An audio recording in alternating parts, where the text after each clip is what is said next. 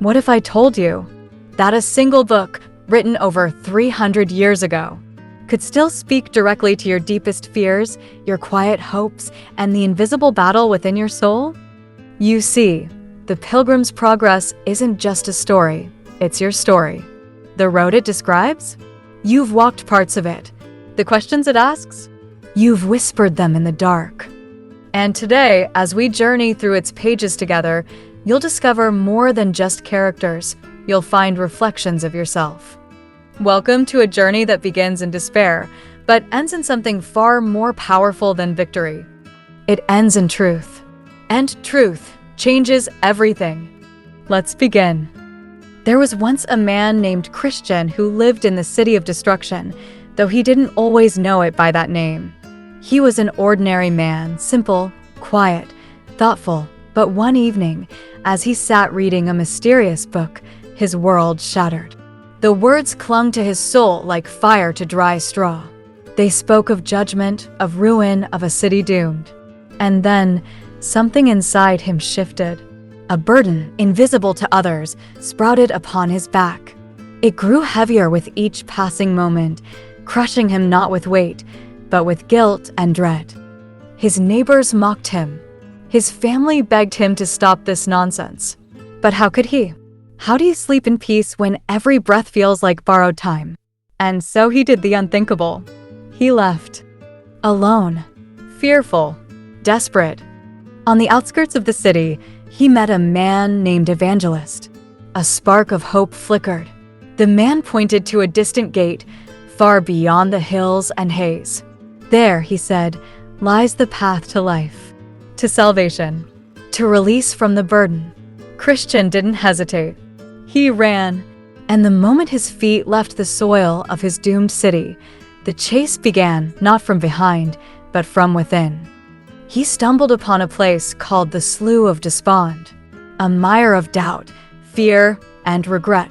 It swallowed his feet and threatened to drag him under. How many have sunk here? Too many to count. But just as his hope began to flicker out, a helping hand reached in. A man named Help pulled him free. Yet peace never lasted. Soon, a man named Mr. Worldly Wiseman offered a shortcut. A cleaner, easier way.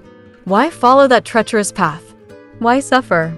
Just visit Mr. Legality in the village of morality. All would be fine. And Christian, he hesitated. But then, the mountain of morality loomed above him, cold, steep, unforgiving. It wasn't a way out. It was a trap. He realized too late. Shortcuts always cost more. Evangelist returned and rebuked him, not out of anger, but sorrow. Christian cried. He felt foolish, but he pressed on. The journey to the narrow gate tested every inch of his faith. But when he reached it, finally he knocked and the gate opened. Relief, however, did not come. For though the gate welcomed him, the road beyond was narrow, shadowed, and lined with thorns.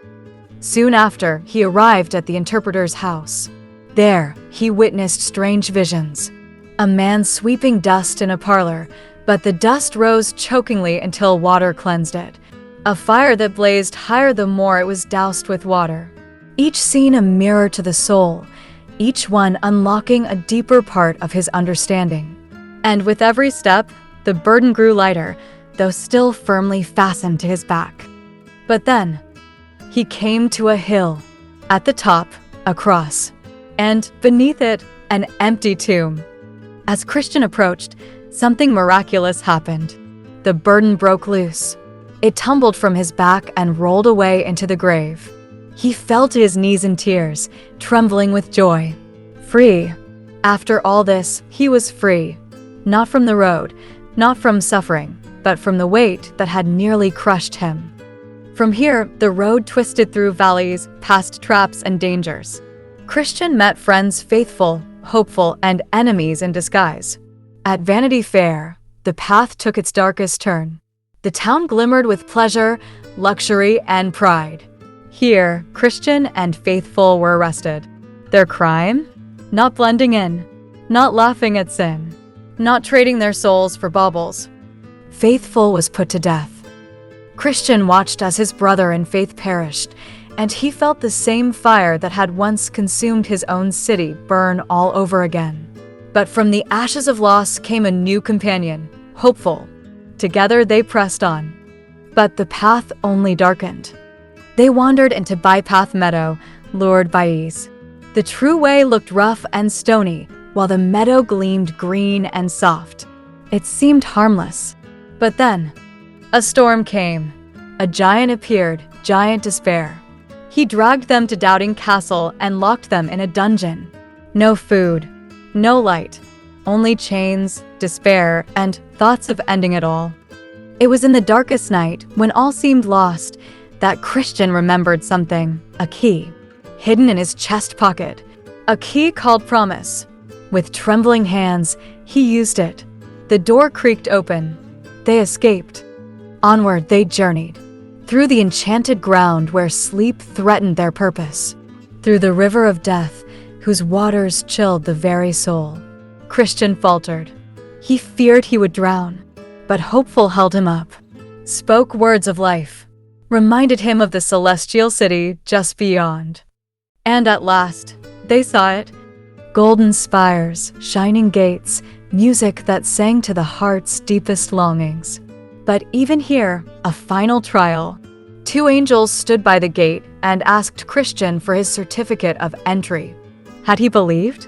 Had he endured? Had he truly come in faith?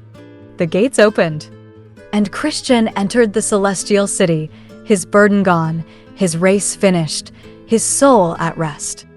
But far behind him, others still wandered. Others still chose vanity or ease or legality. Some reached the gates and were turned away, not because they weren't good, but because they had never truly followed the path, never really believed. The journey wasn't easy. It never was. But for those who walked the narrow way with faith, even when stumbling, even when doubting, the city always awaited. Christian had left.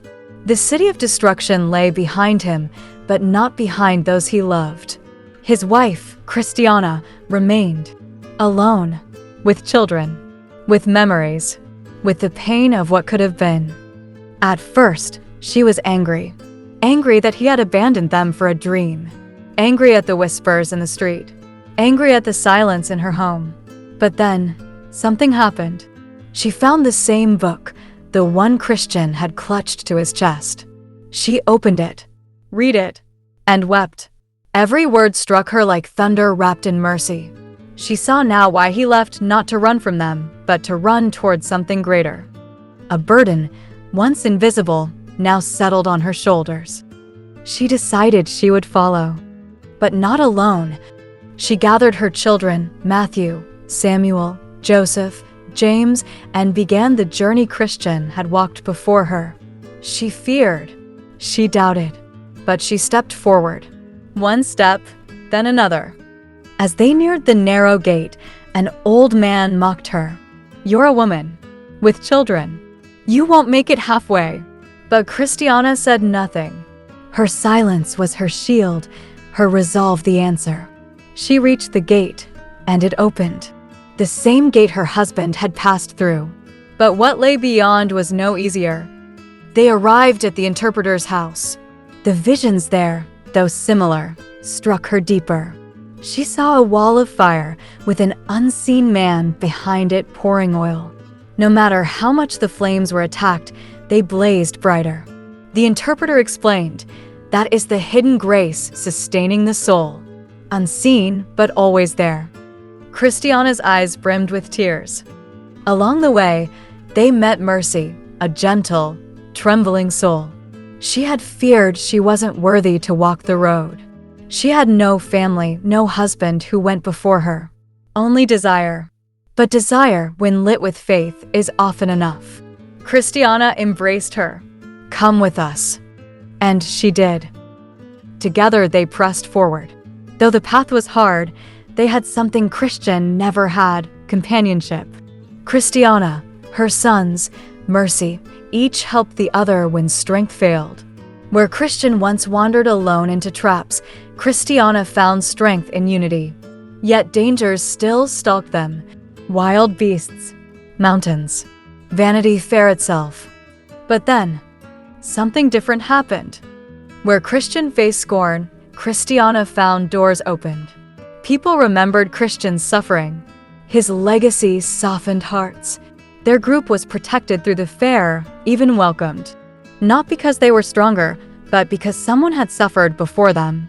Sometimes one man's faith buys safety for those who follow. In the valley of humiliation, where Christian had fought Apollyon, Christiana's sons now faced their own trials. Young Matthew fell ill, consumed by fruit he had taken from forbidden trees. His body weakened, and Christiana wept. But a man named Skill, a physician, came. He brought potions of repentance, healing brewed from grace and wisdom. And slowly, Matthew recovered. Their trials grew subtler, not always swords and flames, but tests of pride, of patience, of love. At the house beautiful, they found rest. The boys learned to fight not with fists, but with truth and humility. They were given armor as their father had once received. Each piece fit them differently, but each was forged for their journey. And then, they encountered the same valley of the shadow of death.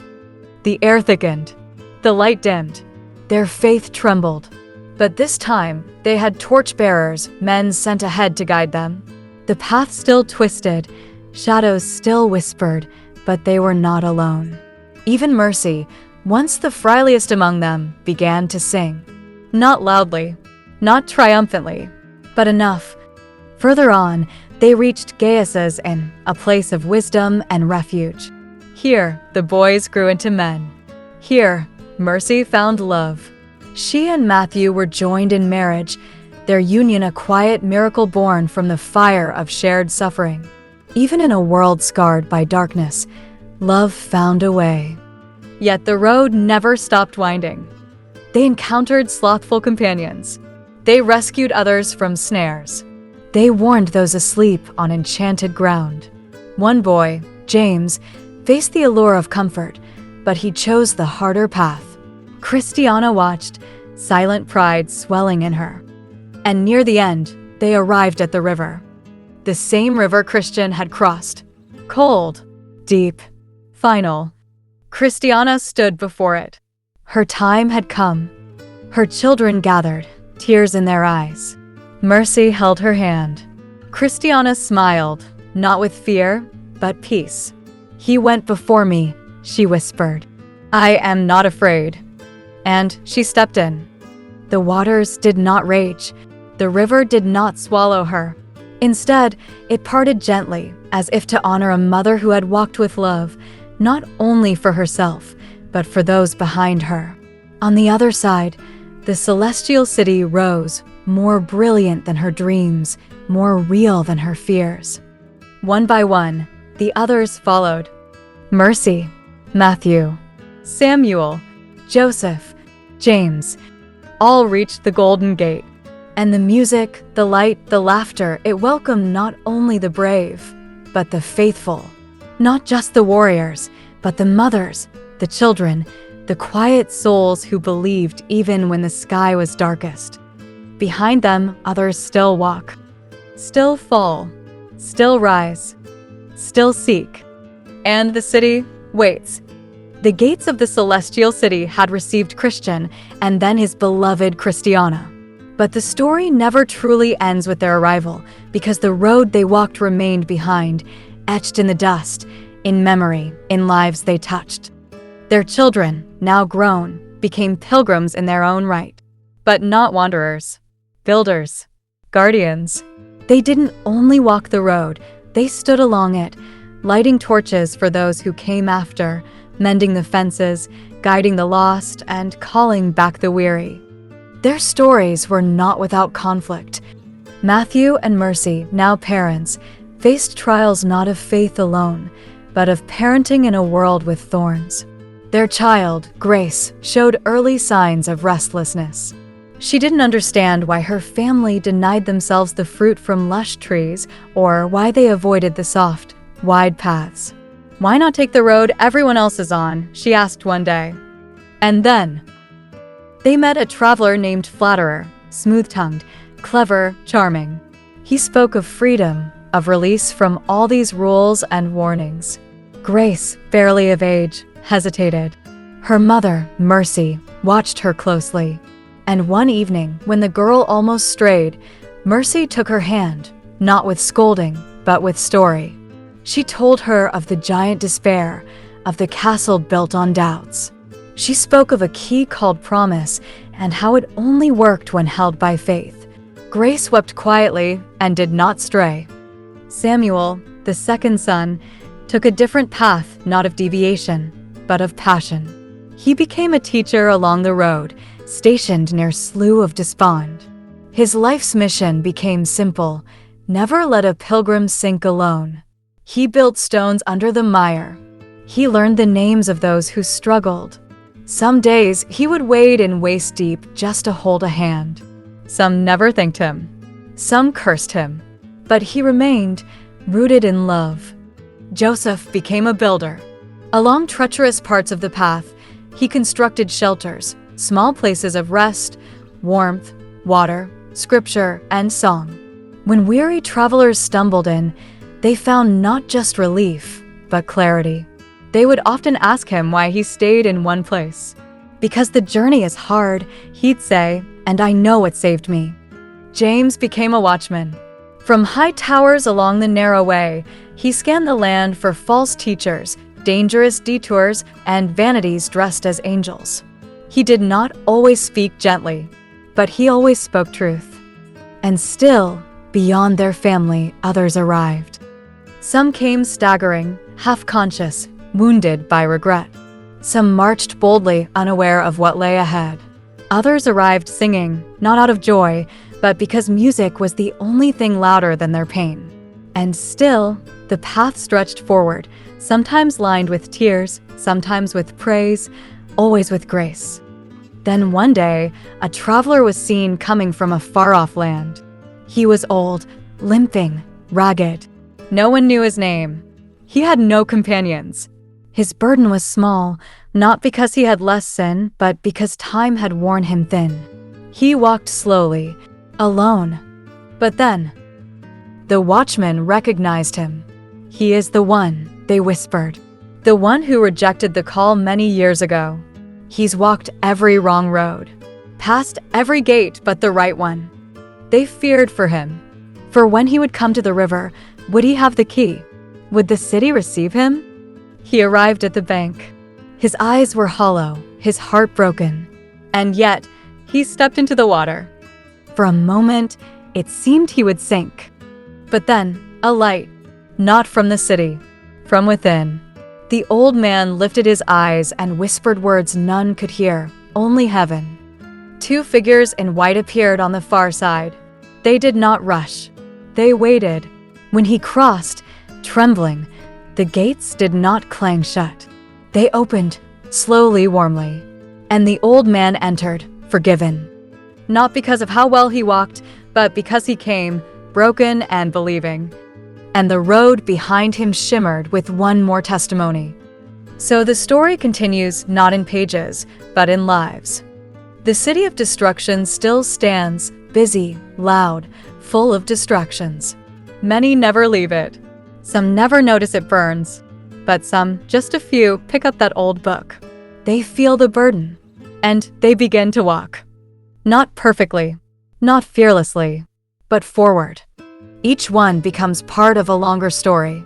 One walked first by a man called Christian, and then a woman named Christiana, and then sons, daughters, strangers, saints. They leave behind more than footprints. They leave behind a path. And ahead? The celestial city. Its gates still open. Its lights still shining. Its music still calling. Waiting. Just waiting. And now, if your heart is stirred, even slightly, if something deep within you whispers that you, too, are a traveler on this winding road of life, then don't let this moment pass. The Pilgrim's Progress is not just a book. It's a mirror. It reflects your doubts, your dreams, your falls, and your hope. It's a guide when your path grows dark, and a reminder that no step taken in faith is ever wasted. So read it. Slowly, honestly. Let it speak to you, not just with words, but with truth. And if you felt something during this journey, if this story touched even one corner of your soul, then stay with me. There are many more journeys to take, books to uncover, and lives to change together. Subscribe to Book Leash, where stories are not just told, they're lived. Your next life-changing book might be just one click away. Until then, keep walking, keep seeking, and never stop believing. We'll meet again at the next page.